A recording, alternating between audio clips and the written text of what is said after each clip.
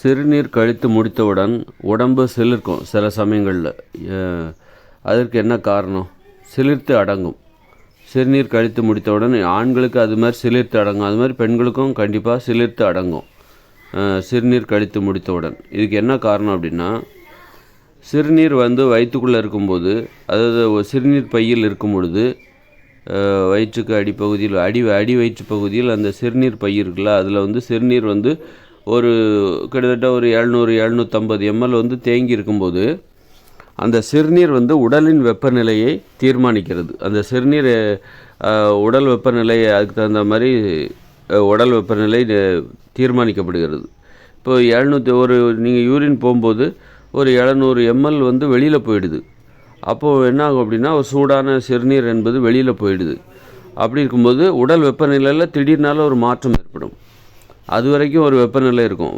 அந்த சிறுநீர் பையில் சிறுநீர் இருக்கிற வரைக்கும் ஒரு 700 ml அல்ல அரை லிட்ரு அந்த சிறுநீர் இருக்கும்போது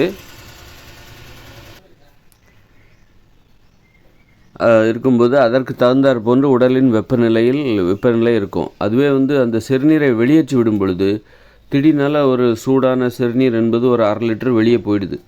அப்படி இருக்கும்போது டக்குன்னு உடம்போட வெப்பநிலையில் ஒரு மாற்றம் ஏற்படும். அது வரைக்கும் ஒரு வெப்பநிலை இருக்கும். திடீர்னால ஒரு வெப்பநிலையில் ஒரு மாற்றம் ஏற்படும். அந்த மாற்றத்தை திடீர்னால் நடக்கிற அந்த மாற்றம் இருக்குல்ல, அந்த மாற்றம்தான் சிறுநீர் கழித்து முடித்தவுடன் உடல் சிலிர்த்து பின் அடங்குவதற்கு காரணம். சிலிர்த்து அடங்குவதற்கு அதுதான் காரணம். சிலிர்க்கிறது டக்குன்னு ஒரு மாறுதல், படிப்படியாக ஒரு மாறுதல் நடக்காமல் டப்புன்னு ஒரு மாறுதல், திடீர்னு ஒரு மாறுதல் நடக்குது. அந்த மாற்றம்தான் உடல் சிலிர்த்து அடங்குவதற்கு காரணமாக இருக்கிறது. இப்போ ஒரு சூடான பாத்திரத்தை நம்ம அடுப்பில் வைக்கிறோம். அதை திடீர்னால அதில் தண்ணி ஊற்றுனா எப்படி சொர்ருன்னு தண்ணி ஊற்றுறோமா, சொர்ருன்னு ஆகுதா? ஏன்னா அதில் வெப்பநிலை அதிகமாக இருக்குது. திடீர்னால நம்ம தண்ணி ஊற்றும்போது, பச்சை தண்ணி அதில் ஊற்றும்போது டக்குன்னு அது அந்த பாத்திரத்தில் ஒரு மாற்றம் ஏற்படுகிறது. அதன் வெப்பநிலை டக்குன்னு மாறும்போது அந்த வெப்பநிலைக்கு முதல்ல நல்லா சூடுபடுத்தும் போது அது நல்லா விரிஞ்சு கொடுத்துருக்கும்.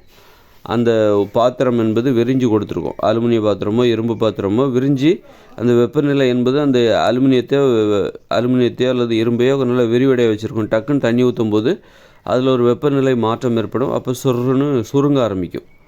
அதுபோல் நம்ம சிறுநீர் அந்த சிறுநீர் பையில் தேங்கி இருக்கும். ஒரு 3/4 லிட்டரு அல்லது அரை லிட்டரு தேங்கியிருக்கும். அதை போய் நம்ம டாய்லெட்டில் போய் நம்ம வெளியே விடும்போது அது வரைக்கும் ஒரு வெப்பநிலை இருக்கும். அந்த சிறுநீர் பை என்பது உடலின் வெப்பநிலையை தீர்மானிக்கிற மாதிரி இருக்கும். அது வெப்பநிலை அதிகமாக இருக்கலாம், உடல் வெப்பநிலை அதிகமாக இருக்கும் கண்டிப்பாக. ஏன்னா சிறுநீரும் சூடாக தான் இருக்கும், அதேமாதிரி வெப்பநிலையும் அதிகமாக தான் இருக்கும். கழிவுகள் உள்ளே தேங்கும்போது உடல் வெப்பநிலை கண்டிப்பாக சூடாக தான் இருக்கும். அந்த சிறுநீர் டக்குன்னு வெளியில் போகும்போது திடீர்னால நம்ம என்ன பண்ணணும், சிறுநீரை அரை லிட்டர் சிறுநீரை வெளியில் போடும்போது வெப்பநிலை டக்குன்னு உடம்பில் உள்ள வெப்பநிலை குறையும். திடீர்னால குறையும். ஏன்னா திடீர்னால டக்குன்னு வெளியே அனுப்பிச்சிடணும்ல. ஆகும்போது திடீர்னால வெப்பநிலை குறையும் போது அதுக்கு தகுந்த மாதிரி அந்த உடல் சுருங்கும். உடம்பில் வெப்பம் அதிகரிக்கும் போது உடம்பே விரிவடையும் கொஞ்சம். அது டக்குன்னு சிறுநீரை வெளியேற்றும் போது உடல் வெப்பநிலை குறைந்து உடம்பு சுருங்க ஆரம்பிக்கும். சுருங்க ஆரம்பித்தோடனே அதுதான் அந்த அந்த மாற்றம் தான், அந்த சுருங்கும் போது ஏற்படுகிற அந்த மாற்றம் தான் அந்த சிலிர்த்து அடங்குவதற்கு, சிறுநீர் கழித்து முடித்தவுடன் சிலிர்த்து அடங்குவதற்கு காரணம் என்பதை நாம் புரிந்து கொள்ள வேண்டும்.